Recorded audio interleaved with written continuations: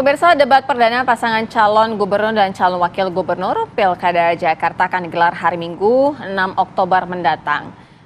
KPU juga telah menyiapkan 7 panelis dalam debat yang akan berlangsung. Lalu bagaimana sebenarnya persiapan dari ketiga paslon ini akan berlaga dalam debat nanti pada hari Minggu mendatang? Kita hadirkan informasinya untuk Anda.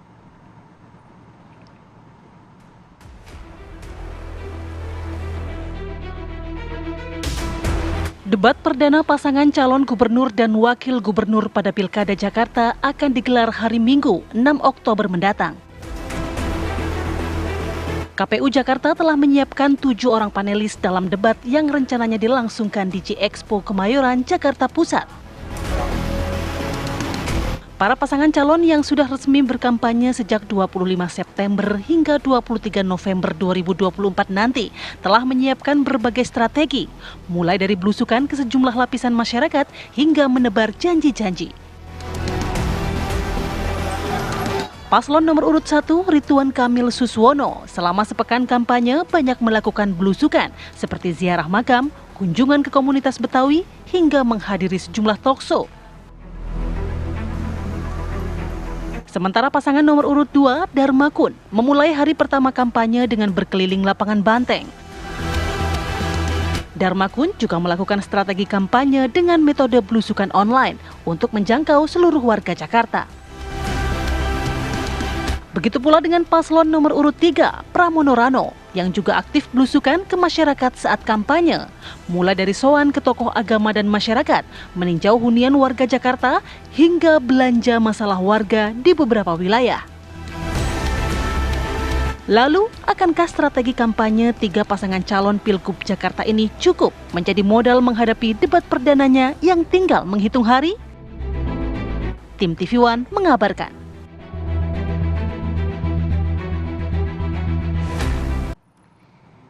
Ya, selama ini masyarakat Jakarta menunggu-nunggu debat perdana karena mungkin banyak masyarakat yang tidak mendapatkan informasi secara utuh bagaimana program dari masing-masing paslon di Pilkada Jakarta. Untuk membahas hal ini kita akan bergabung dengan 3 narasumber. Pagi hari ini sudah ada dari paling ujung ya. Dari nomor 3 dulu. Sudah ada Mas Aris Setiawan Yodi, juru bicara tim pemenangan Pramono Rano yang udah pakai ini ya. Atribut khusus Betawi begitu ya. Betul, karena kita ingin menjunjung budaya Betawi ya. Karena setiap daerah ini punya ciri khas masing-masing, sehingga kalau budayanya maju, insya Allah rakyatnya sejahtera. Oke, baik. Terima kasih. Kemudian juga ada Bang Aris. Bang Harzaki Mahendra Putra, juru bicara RK Susono. Selamat pagi, Bang Zaki. Selamat pagi, Bang Zaki. Dan juga sudah ada Mas Uki Fernando Silalahi, juru bicara Darmakun. Selamat pagi, Mas Uki. Assalamualaikum. Bang Anu. Oke, saya mau ke nomor 1 dulu deh, ke jubirnya RK dan Suswono ya. Sudah melirik-lirik begitu ya. Bang Zaki, berbicara ini hanya tinggal menghitung hari dengan waktu kampanye yang hanya 2 bulan. Kemudian juga durasi debat perdana pun cukup singkat begitu ya. Nah, apa upaya atau persiapan yang sudah dilakukan oleh RK Suswono untuk benar-benar bisa menyampaikan dengan durasi singkat program yang dicanangkan? Ya, pertama tentu beliau berdua ini sudah berlatih gitu. Bagaimanapun momentum debat ini menjadi amat penting ya, karena kita tahu lah kalau Pak Ridwan Kamil, Pak Suswono ini kan 2 tokoh yang mungkin kalau berbicara pemahamannya juga sudah sangat baik gitu ya. Tetapi bagi mereka tetap menjadi penting ini untuk berlatih. Ya, karena ini adalah momentum bagaimana dalam waktu yang singkat dan terbatas bisa menyampaikan apa yang menjadi visi, gagasan dan program kerjanya begitu. Itu adalah satu hal ini, berlatih. Tapi yang kedua tentunya beliau berdua juga ini tidak berhenti gitu ya. Lalu kemudian tidak bertemu masyarakat, karena yang paling penting hari ini adalah belusukan bagi kami. Bagaimana kita bisa ketemu masyarakat, di situ belanja bisa masalah ya kan, kemudian ada masukan-masukan apa dari masyarakat gitu. Nah, ini kan juga kita bisa sampaikan pada saat bertemu dengan masyarakat ini ya. Kita bisa sampaikan seperti apa juga yang menjadi gagasan kita gitu. Nah, di sini juga ada pertemuan seperti town hall meeting. Hari ini saja misalnya Bang Ridwan Kamil itu akan ada beberapa pertemuan. Misalnya pagi ini beliau akan susur sungai ya, nanti ya Ciliwung ya. Kemudian juga akan sapa warga, lalu kemudian berdiskusi dengan aktivis lingkungan. Lalu siang hari nanti dengan komunitas di Kuitang. Lalu kemudian malam nanti rencananya akan ada di M Block gitu, di Creative Space. Jadi ada diskusi, jadi beda segmen nih. Ya kan? Nah, ini muda, yang gitu ya. anak muda, jadi pertemuan ini juga menjadi penting gitu. Nah, ini semua kan akan tentu kami kombinasikan dengan data, fakta yang kami miliki gitu. Misalnya kita tahu hari ini bagaimana ya dari total 2.700-an RW Jakarta gitu, ternyata masih ada 450 RW yang masuk kategori kumuh. Ini menurut Pemprov sendiri loh. Nah kan data ini yang kami miliki, bagaimana nih caranya agar bisa menjadi semakin baik nih dengan masukan-masukan warga. Makanya muncul misalnya yang anggaran RW 200 juta ya, atau 1 miliar selama 5 tahun begitu ya kan. Karena harapannya bagaimana akan RW ini lebih paham nih, bagaimana masalah-masalah di lapangan begitu ya kan. Nah inilah yang kemudian menjadi penting kalau mereka punya anggaran sendiri gitu. Apalagi kalau ada warga swasta kelola, pengawasan juga dari sesama masyarakat. Nah ini kan istilahnya kita ingin agar dari bawah nih gitu. Dan jadi program kami ini bukan program yang absurd ya, ngada-ngada bermuncul, karena ini juga sudah dilakukan sebelumnya sebenarnya di Bang RK, kan begitu. Baik, Bang Zaki, persiapan mengenai program kemudian belusukan, tapi artinya juga RK katanya juga sempat ngechat dari Anies Baswedan ya, menunggu chatan ya. Tapi kira-kira apa ya komunikasi yang dibangun, yang diminta apa? Minta kisi-kisi atau minta apa gitu loh soal percakapan itu? Kalau mau minta kisi-kisi kan bisa juga ke Mas Ahaye, kan dulu juga canggung. Tapi gini, bagaimanapun begini, hari ini ya tokoh-tokoh masyarakat ini juga menjadi penting gitu. Tokoh-tokoh agama, pemuka lintas agama ini kan menjadi penting juga gitu. Dan yang bagaimana Bang Ridwan Kamil ini dan juga Pak Suswono ini ya tidak merasa bahwa berdiri sendiri gitu. Bahwa apa yang mereka lakukan hari ini jika dipilih atau dipercaya oleh masyarakat ini merupakan kelanjutan gitu loh. Karena itu mereka sangat menghargai apa yang sudah dilakukan oleh Pak Anies Baswedan ya. Kemudian ada Pak Jarod ya sebentar ya. Lalu kemudian juga ada Pak Ahok. Lalu Pak Jokowi gitu ya, bahkan dari era Pak Foke gitu. Ya, dan juga sebelumnya Pak Bang Yos. Jadi nggak ada tuh ceritanya bahwa hari ini kita Pak Ridwan Kamil, Pak Suswono datang, kita adalah yang terbaik, pokoknya semua enggak. Tapi ini semua merupakan kelanjutan. Dan beliau-beliau ini sangat menghormati pencapaian-pencapaian dari gubernur-gubernur sebelum beliau, termasuk juga PJ Gubernur hari ini Pak Heru. Kan begitu. Nah ini jadi nggak ada ceritanya berdiri sendiri. Jadi akan melanjutkan program-program memang sudah bagus sebelumnya begitu ya? Betul, tapi sebelum saya digeser ke yang lain boleh nggak saya kasih pantun dulu? Oh boleh kan dong. Ciri khas kan gitu kan? Ya, boleh. Pagi hari memetik bunga. Cakep. Nah, ya kan? Harumnya semerbak di tepian. Cakep. Pemimpin bijak, rakyat sentosa. Ya. Lupa Bang akhirnya. Enggak, bukan lupa, ini biar agak nunggu. Nah, kan? Ridwan Suswono, pilihan apa? Bijaksana. Yang lain juga harus menyiapkan, jangan mau kalah begitu ya. Tapi Siap-siap pantun ya benar. Saya Ini sebelum debat panas siap-siapin pantun sudah di sini ya. siapin pantun ya. Bang Loh, karena ini Fernando. bagian dari persiapan debat. Ya, Oh, betul. iya. Mungkin nanti di debat juga akan dikeluarkan Oh pantun. betul, Pak Ridwan Kamil sama Pak Suswono akan mengeluarkan pantun-pantun terkait dengan situasi Jakarta. Jadi siap-siap nanti ya. Oke, Bang Kita Fernando. nantikan ya. Kalau dari Dharmakun sendiri, ini persiapannya seperti apa? Karena kan juga masyarakat banyak yang nggak tahu nih untuk mengatasi banjir, katanya ada apa monyet pipi, Pipi monyet. Kemudian juga ada kartu Jakarta Ku Aman gitu. Iya, betul. Apa yang akan disampaikan masyarakat, khususnya dengan waktu yang sangat sedikit, khususnya untuk program-program prioritas? Iya, kita sudah melihat bahwasanya Jakarta ini tidak pernah lepas dengan banjir. Itu berulang kali Masalah dan berulang klasik kali. lah ya, Masalah Jakarta. klasik. Kita bingung ganti gubernur, ganti presiden, banjir nggak bisa selesai-selesai, ya kan? Jadi Bang Dharmakun membuat program untuk pipi monyet. Apa tuh? Kalau monyet itu makan, dikasih dari sang pencipta, dia makan sebanyak-banyak, habis itu dia bikin di pipinya. Jadi ketika dia lapar, dia keluarkan, dia kunyah lagi, dia telan. Ya, jadi yang dimaksud dengan pipi monyet, dibikin konsep Jakarta ini, Pak Dharmakun akan membuat kolam-kolam, setu dan lain sebagainya. Jadi ketika misalnya musim kemarau, kita tidak kekeringan. Ya, kalau musim hujan kita tampung semua. Ini pernah dilakukan juga oleh Pak Anies Baswedan ya kan. Nah ini kita bikin konsep yang lebih bagus lagi. Jadi kita bikin sistem pipi monyet. Setiap kelurahan kita bikin bak-bak penampungan. Ya kalau ada tanah Pemda yang kosong, kita bikin seperti setu. Ya kita tampung semua. Jadi ini klasik. Bayangkan aja kalau hujan aja Jakarta udah macet minta ampun. Udah pada deg-degan juga udah ya. deg-degan, udah stres. Stres cari duit, stres di jalan.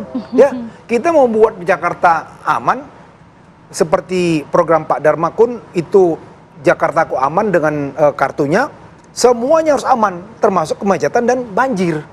Ini kita ini nggak pernah selesai-selesai dari banjir dan macet. Itu klasik.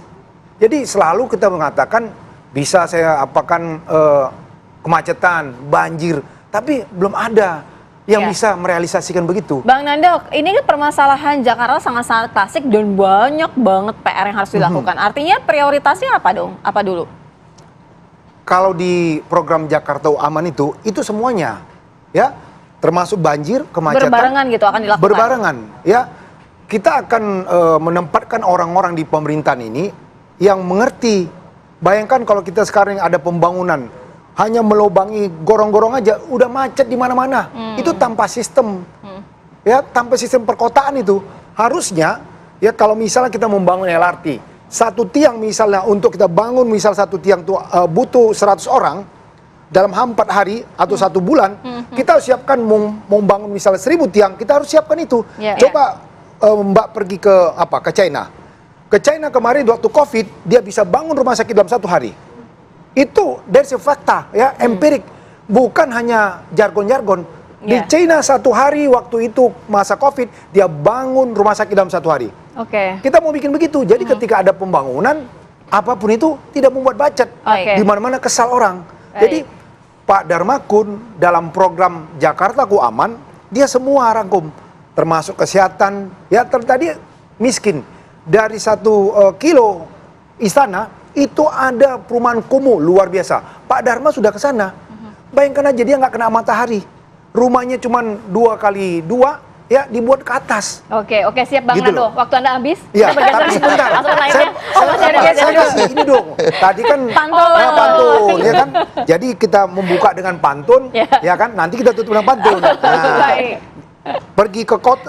pergi ke toko membeli kain katun Cakep. untuk dipakai di hari Minggu. Cakep. Bang Dharma Porengkun yang begitu santun, pantas untuk dipilih dengan sungguh-sungguh. Wih, ini udah jualan lewat pantun nih dua-duanya. Victoria. Iya, dua-duanya dari pantun. Mas Aris siap-siap pantun nanti ya.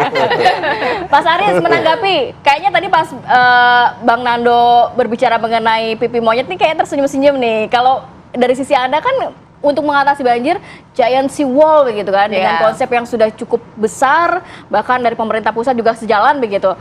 Apa yang nantinya akan disampaikan dalam debat itu? Ya, kalau kita tarik juga terhadap tema debat yang akan diselenggarakan Transformasi oleh Jakarta, KPU, ya? Transformasi Jakarta juga menyatakan atau membahas terkait sumber daya manusia. Nah, kalau kita tarik ke sumber daya manusia, tentu saja hal-hal mendasar tentu sudah dipelajari Mas Pram dan Bang Dul. Mas Pram dan Bang Dul biasanya misalnya 1 hari tidak kurang dari 8 titik terjun ke masyarakat, kan? Bahkan menyerap aspirasi, belanja masalah, bahkan tidak hanya masyarakat saja, tetapi juga termasuk tokoh-tokoh masyarakat. Sejauh ini saya bisa sampaikan secara faktual dan fakta bahwa Mas Pram dan Bang Dul ini salah satu-satunya calon gubernur dan calon wakil gubernur di Jakarta yang sudah paling lengkap bertemu dengan pendahulu-pendahulu gubernur di Jakarta, ya. Misal dari Pak Ahok, Pak Anies, Bang Yos, Bang Foke.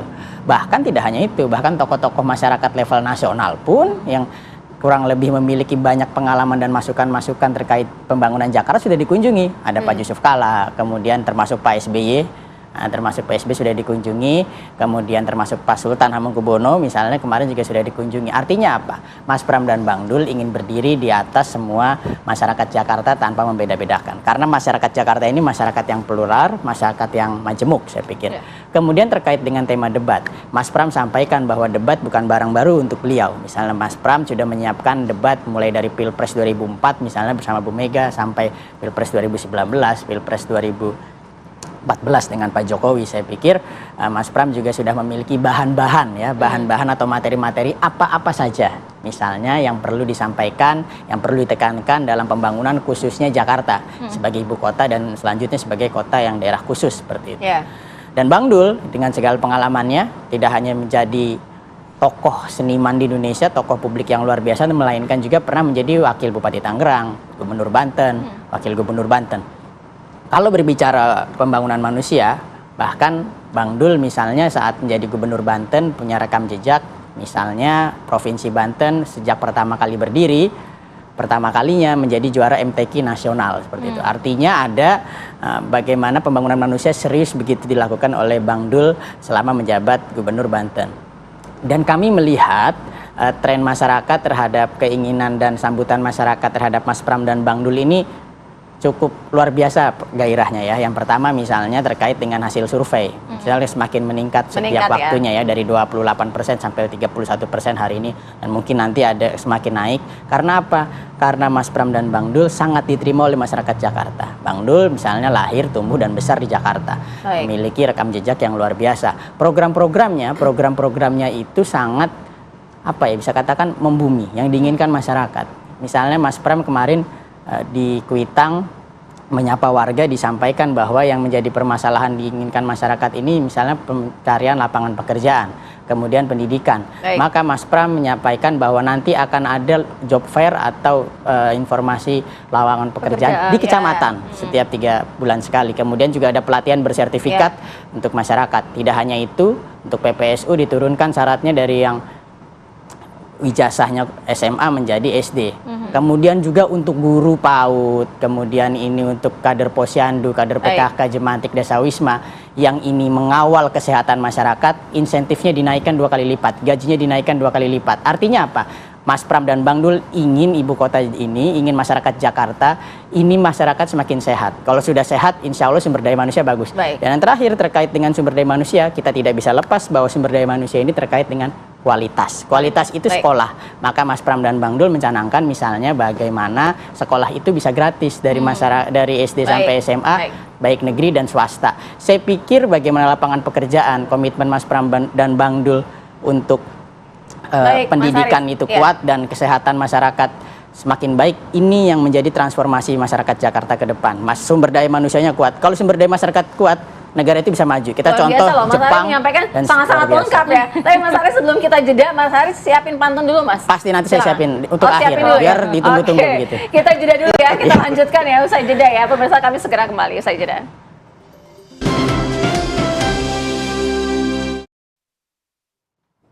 Terima kasih Anda masih bersama kami. Kita lanjutkan dialog sekali ini ke Mas Haris terlebih dahulu, nomor 3 duluan ya. Mas Haris, kalau berbicara mengenai debat itu kan pasti ada argumentasi, ada janji-janji. Sementara dari Pramono Rano ini sudah menyatakan bahwa tidak akan mengumbar janji, tapi akan memberikan solusi. Nah, artinya ketika nanti diperdebatkan mengenai masalah Jakarta, transformasi Jakarta, akan seperti apa kalau tidak bisa mengumbar janji begitu? Ya, semangatnya seperti ini, Mbak. Masyarakat Jakarta ini kan setiap Mas Pram dan Bang Dul turun ke masyarakat, turun ke kampung-kampung, turun ke segmen-segmen masyarakat. Ini yang disampaikan adalah, Mas Pram, Bang Dul, udah gak usah pakai ribet dah, yang jelas-jelas aja, nggak usah yang muluk-muluk. Kita nggak pengin lah Jakarta kayak Dubai tapi masih susah cari kerja, gitu kan? Kita nggak pengin lah masyarakatnya kayak Dubai tetapi susah cari sekolah gitu. Nah, inilah yang menjadi semangat Mas Pram dan Bang Dul, bahwa beliau tidak ingin menyampaikan janji-janji yang kira-kira tidak bisa ditepati. Bayangkan, setiap yang Mas Pram dan Bang Dul sampaikan itu sudah didiskusikan dan dikonsultasikan dengan anggota-anggota DPRD yang ada di Jakarta, khususnya yang mendukung kami, bahwa ini anggarannya cukup kok, ini sudah sangat visible kok. Jadi jangan sampai dianggap bahwa Mas Pram dan Bang Dul menyampaikan hal-hal yang nggak logis, karena semua ini logis begitu. Karena misalnya masyarakat Jakarta ini untuk atasi kemacetan misalnya, bahkan yang ingin disasar Mas Pram dan Bang Dul adalah masyarakat Jakarta itu mau naik angkutan umum. Bayangkan, sejauh ini data yang ada, data BPS ya, hanya 18% dari komuter, dari orang yang selalu berkegiatan di Jakarta yang menggunakan transportasi umum. Gitu kan. Permasalahannya apa? Misalnya adalah waktu tunggu antara satu kendaraan umum dan kendaraan lainnya yang cukup lama. Saya misalnya kalau naik busway itu Transjakarta misalnya itu bisa menunggu, kadang-kadang ada yang 15 menit, ada yang 30 menit. Itu kan telat juga kan? Takut lama juga kan. Nah, inilah yang ingin diperbanyak armadanya. Kemudian rutenya itu juga ingin diperpanjang dan diperluas. Penambahan armada hingga waktu tempuhnya semakin sedikit, ini bahkan sejalan dengan yang dirilis gitu. Ingin headway 3 menit, mencapai 3 menit lah. Ini sangat sejalan gitu. Jadi sebenarnya dari nafasnya ini melanjutkan Jaklingko, RP0 atau gratis itu sangat luar biasa loh, Mbak. Maka dari itu semangat Mas Pram dan Bang Dul ini semangat melanjutkan semua yang baik gitu. Misalnya dari program Pak Ahok misalnya akan membuka lagi pengaduan balai kota, entah secara digital, secara langsung. Jadi semuanya ini berkesinambungan. Jadi nggak kita membuatkan hal yang baru. Misalnya ada yang mengatakan ya JIS, misalnya Kang Emil mau membangun stadion yang level internasional lagi selain JIS. Kalau kita enggak, kita mempersempurnakan JIS dengan akses-akses Jadi akan transportasi yang luar program-program biasa. dari gitu. gubernur sebelumnya begitu ya, Betul, kalau memang yang gitu. dirasa bagus. Saya Jadi mau nggak ada janji-janji yang luar. Oke, nggak ada janji manis, semuanya Nggak ada janji manis, semua bisa sudah dihitung direalisasikan dan begitu ya? direalisasikan anggaran. Oke, Termasuk transportasi gratis, Mbak. MRT, LRT, Transjakarta untuk 15 golongan akan digratiskan. Oke, saya mau ke Bang Zaki. Bang Zaki, mendengar dari dua paslon lainnya, sudah banyak program-program yang disampaikan. Kemudian dari paslon Anda sendiri, dengan tema penguatan SDM dan juga transformasi Jakarta ini, apa nanti goalnya? Dan bagaimana Anda menanggapi dua program yang akan dicanangkan masing-masing paslon ini? Ya, kalau kita bicara mengenai penguatan SDM ya, pertama bagaimana kita ingin agar setiap anak di Jakarta itu memperoleh ke atas pendidikan. Nah, itu kita ingin mengurangi putus sekolah, itu tentunya Dengan cara? ya. Ya, jumlah putus sekolah kan kita ada ya, ada inovasi-inovasi yang akan kita lakukan. Misalnya kita juga ada yang namanya kartu yang KJP Plus itu, bukan hanya terkait dengan bantuan pendidikan, tetapi juga tadi terkait dengan ada bantuan sembako dan juga bantuan transportasi. Lalu misalnya untuk yang di SMK, kita ingin, karena begini nih, yang jadi masalah kan jangan sampai apa yang kita pelajari di sekolah, itu tidak sejalan dengan apa yang menjadi kebutuhan oleh industri ini. Nah, sehingga nanti SMK kita ingin bagaimana caranya kurikulumnya bisa diredesain agar sesuai dengan kebutuhan industri. Lalu bagaimana agar mereka bisa magang nih dengan pelaku industri ini, kan kita mesti dikonekkan. Kita juga akan ada hari ini kita bicara mengenai Jakarta Digital Academy, nanti kita akan buat. Konteksnya itu adalah bagaimana agar anak-anak hari ini kan sudah belajar coding nih, belajar robotik, belajar AI, kan ada. Nah, ini juga kita akan sesuaikan nih. Hari ini industri membutuhkan dan kita akan link and match-kan. Jadi bukan hanya mohon maaf nih kita memberikan pelatihan atau apa, tetapi tidak disalurkan gitu, tidak disambungkan dengan yang membutuhkan. Pasarnya sangat luas nih hari ini gitu.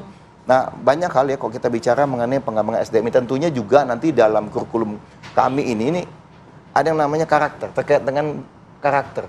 Bagaimana nilai-nilai moral, bagaimana sikap anti korupsi, bagaimana moderasi dalam beragama.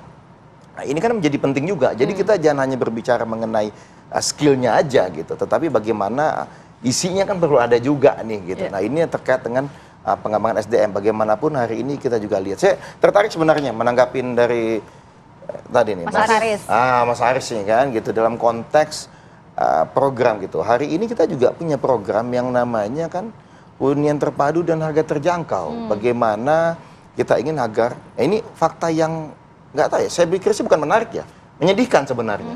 Hari ini warga Jakarta itu yang memiliki rumah sendiri atau hunian sendiri itu hanya 50,67%. Jadi itu bayangkan hampir setengah warga Jakarta itu tidak punya rumah hunian yang layak, hunian layak gitu, nggak punya rumah sendiri gitu. Jadi apa? Ini mengakibatkan ya kan transportasi kan jauh nih. Nah, ini kan bisa menyebabkan polusi dan kemacetan. Nah, sehingga dengan hunian tadi ya, yang hunian terpadu dengan harga terjangkau ini, bagaimana di atas sentra-sentra pusat ekonomi, pusat transportasi publik ya, seperti pasar gitu seperti pasar ya kan, seperti stasiun, ini akan menimbulkan multiplier efek yang luar biasa gitu. Bagaimana kemudian tadi warganya ya bisa mengurangi biaya transportasi, kemudian kemacetan juga berkurang, polusi juga berkurang, set of mind warga juga lebih bagus nih gitu, maksudnya lebih bahagia gitu bicara ya. Kenapa ya? Karena kan kita tidak stres menghadapi situasi di lapangan. Nanti akan dipadukan tentunya dengan skema sewa ya, subsidi sewa, lalu juga kepemilikan secara bertahap sesuai dengan anggaran. Ini akan dibangun juga di lahan di milik pemerintah dan BUMN. Nah, ini kan menjadi sangat menarik gitu ya. Bagaimana kemudian ini akan bisa menjadi solusi yang sangat baik gitu, dan tentu akan ada konsentrasi kalau kita bicara terkait dengan pengembangan SDM. Kalau udah kita tahu lah ini isu utama salah satu kan tadi ada yang bilang banjir tadi, ada yang bilang macet kan begitu. Nah, ini menjadi penting. Kalau banjir tadi ya, ada 200 sampai 300 RW ya setiap tahunnya masih terdampak banjir. Tentunya kita tidak bisa hanya berbicara sendiri Jakarta, tapi kita akan komunikasi, kita akan subsidi juga dengan wilayah-wilayah aglomerasi sekitar gitu. Bagaimana untuk tempat penampungan air, bagaimana juga banjir kiriman itu kan bisa harus dijadikan istilahnya bisa diatasi bersama. Kan kita inilah solusi-solusi ini, jadi nggak sendiri nanti kita sudah banyak pengalaman, termasuk juga program sebelumnya Sumber Resapan ya, dan berbagai program inovasi lainnya kita akan lakukan. Baik, kita dengarkan juga dari Dharma Kun, ini akan seperti apa Bang Nando kalau misalnya berbicara mengenai transformasi Jakarta, artinya kan banyak sekali sebenarnya kan. Nah, yang paling mau di-highlight sepertinya memang kepada masyarakat miskin, atau kepada apa permasalahan Jakartanya yang menjadi spesifikasi utama yang akan dibahas? Ya, ini kan permasalahan di Jakarta ini kompleks sekali ya. Program dari Pak Darmakun itu Jakartaku Aman, termasuk orang miskin. Ya, Pak Darmakun sudah ketemu sama masyarakat di ini ya, Kampung Bayam. Ya, di situ miskin parah sekali gitu. Kita sudah mengunjungi itu rumah susun yang dibangun Pemprov tapi terbengkalai, nggak dikasih kuncinya. Kan begitu. Akhirnya masyarakat bilang, ini gimana program Pemprov ini sebenarnya? Kami ini masyarakat ini apakah mau dibuang atau gimana? Jadi katanya dari Darmakun ini akan menghadirkan ataupun merenovasi rumah-rumah masyarakat yang tidak layak huni begitu? Iya betul. Alternatifnya. Jadi mereka tidak digusur. Ya kalau misalnya dia bekerja di Kampung Nelayan, ya di situ dibangun. Karena dia nggak mungkin dia keluar misalnya jadi nelayan, jadi ke tempat lain malah jauh, nggak ditempetin. Program yang dibuat Pemprov sebelumnya kan seperti itu. Dia digusur, ya sehingga dia jauh dari tempat dia bekerja. Harusnya dia misalnya nelayan dibangun di situ, rusun nelayan. Kalau misalnya di daerah Cilincing sana, pabrik-pabrik dibangun di sana rusun. Jadi tidak memindahkan kemacetan ke tempat lain. Biar di situ saja, mereka nggak perlu. Nah, jadi terkait dengan aglomerasi, Undang-Undang 2 tahun 2004 ya tentang DKJ, kita harus bekerja sama dengan daerah-daerah penyangga. Daerah penyangga ini kalau nggak salah di Undang-Undang nomor 2 tahun 2004 itu 8, ya kan begitu. Kalau hanya kita memikirkan di Jakarta, ini nggak akan terurai nih kemacetan dan banjir. Bayangkan aja kita lihat ini di Manggarai, ya pintu air Manggarai itu orang kita ketemu situ ada spring bed dibuang, kan kacau nih, membuang kasur aja ke kali. Ini kan berarti tidak ada koordinasi antara pemerintah DKJ dengan daerah penyangga. Nah, kita akan meminta kepada masyarakat untuk mereka cinta kepada lingkungan. Kalau masyarakat mempunyai sampah, ya 6 kilo akan diganti oleh Pak Darmakun dengan nanti beras 3 kilo sampai 6 kilo. Jadi mereka nggak mau membuang sampah sembarangan, ya kan? Anggarannya dari mana untuk berasnya sendiri? Loh, ini kan ada anggaran DKI kan luar biasa APBD-nya, 80 triliun lebih loh. Ya, 80 triliun lebih jangan dibuang ke sana kemari sehingga timbul korupsi. Kan begitu. Nah, kenapa nggak diberikan kepada masyarakat miskin? Ya, jadi diberi ke mereka kecintaan kepada lingkungan. Kalau mereka punya sampah, jangan dibuang ke sana kemari, tampung, berikan kepada Pemprov. Ya, nanti akan diambil, mobil mengambil mereka, ditimbang, mereka dapat ekonomi. Jadi Pak Darmakun sudah memikirkan jauh ke sana. Jadi bukan hanya sekedar kita berjargon, kita datang ke kampung-kampung kita selfie-selfie, ya kan? Akhirnya apa? Emang yang lain cuma jargon sama selfie-selfie aja, pemimpin pencitraan. Apakah kita mau menjadi memimpin Jakarta ini hanya pencitraan doang? Yang iya bolak-balik begitu lagi. Ya, kalau Pak Darmakun ini ibarat kertas putih. Kertas putih tanpa tulisan. Iya kan? Kalau yang dari partai udah ada tulisannya. Ini kerjakan. Kan begitu. Kalau dari independen nanti rakyat yang menulis. Ini Pak Dharma. Tapi yang harus kami melanjutkan lakukan. dari gubernur-gubernur sebelumnya setuju? Kita lanjutkan. Yang baik akan kita lanjutkan. Kan begitu. Seperti tadi, pipi monyet. Itu kan sudah dibuat sama Pak Anies. Kan begitu. Kita kembangkan lagi. Jadi kita bikin babak penampungan, setu-setu. Dan itu kita harus berkolaborasi. Penguatan SDM-nya sendiri fokus kemana nantinya? SDM, kan kalau tema-tema awal ini penguatan SDM dan juga transformasi Jakarta. Jadi Pak Dharma akan mendatangi perusahaan-perusahaan yang ada di Jakarta nih. Ya, memperkenalkan anaknya. Anak itu siapa? Warganya dikatakan, ini loh warga kami tolong diterima. Kalau tidak benar, kasih tahu sama saya. Saya ganti yang lain. Dan mereka akan dididik supaya diterima oleh perusahaan-perusahaan yang membutuhkan. Ya, jadi kita lagi-lagi bukan hanya jargon. Ya. Kita minta kepada masyarakat Jakarta apa yang seperti dikatakan Winston Churchill, Perdana Menteri Irlandia, dia bilang gini, Inggris adalah di utara kan zaman itu berperang. Jadi dia bilang begini, dalam perang Anda bisa dibunuh berkali-kali.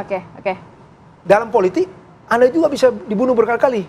Artinya jangan berulang kali masyarakat Jakarta salah memilih pemimpin. Oke. Pilihlah pemimpin yang Ini independen. warga Jakarta lagi Kan nulis gitu. nih di rumah tuh, kira-kira apa nih tadi ya, Iya, menjadi kertas transformasi Jakarta seperti Ah. apa, kemudian SDM-nya akan seperti apa, janjiannya diwakilkan oleh dari tim pemenangan ya, dari para paslon. Sebelum menutup mungkin Mas Aris mau Iya. kasih pantun. Pantun. Jadi silakan. Biar lengkap, tadi kan semua Lengkap dari ya. pantunnya, tinggal Mas Aris aja yang belum. Nah, jadi pantunnya ini pergi ke JIS main bola. Cakep. Jangan lupa sapa Jakmania. Cakep. Kalau nanti Jakarta menyala, insya Allah rakyatnya bahagia. Mantap. Saya juga kasih pantun penutup Saya ya. juga ada pantun Oh, penutup. ada pantun lagi. Nah, saya Silakan. pantun penutup ya. Satu-satu. Saya pantun penutup ya. Biar aja Nah, satu-satu ya. Karena tadi dari 03 nggak Langsung Bang, memberikan. Saya durasi kasih kita nih singkat ya. saja. Jalan-jalan ke kota Maluku. Cakep. Oleh-olehnya buah kenari. Cakep. Jangan sangsi dan ragu untuk memilih Bang Darmakun dengan hati nurani. Peace. Oke. Victory nomor 2. Bang Zaki mau lagi? Nggak cukup ya? Cukup Kalau ya? saya hanya ini menyampaikan, warga Jakarta tahulah memilih. Bagaimana Bang Ridwan Kamil, Pak Suswono punya jejak rekam yang luar biasa. Oke. Jadi tidak bicara mengenai hanya jargon, tetapi sudah punya jejak rekam. Ya. Kita, Bang Ridwan Kamil ini pernah namanya program yang kredit mesra. Baik. Di Jawa Barat bekerja sama dengan BJB, kan begitu. Iya. Hari ini nanti jika beliau dipercaya kembali, di Jakarta juga akan melakukan yang sama. Ada skema Oke, kredit baik. Banten Usaha Mikro. Saya kira mau pantun, mau jualan juga ternyata. Saya penutup dengan pantun ya. Cakep, jangan lupa. Jalan-jalan ke Pasar Baru. Cakep. Sambil menikmati es kelapa muda. Cakep. Pilihan kita memang tak selalu satu. Cakep. Tapi harapan semua untuk Jakarta yang sejahtera. Luar biasa. Menarik sekali, terima kasih banyak ya Bapak sudah hadir pagi hari ini. Sehat selalu. Assalamualaikum. Ternyata udah 3 segmen aja. Pemirsa, usai jeda, kami akan menghadirkan sejumlah informasi pilihan untuk Anda. Segera kembali.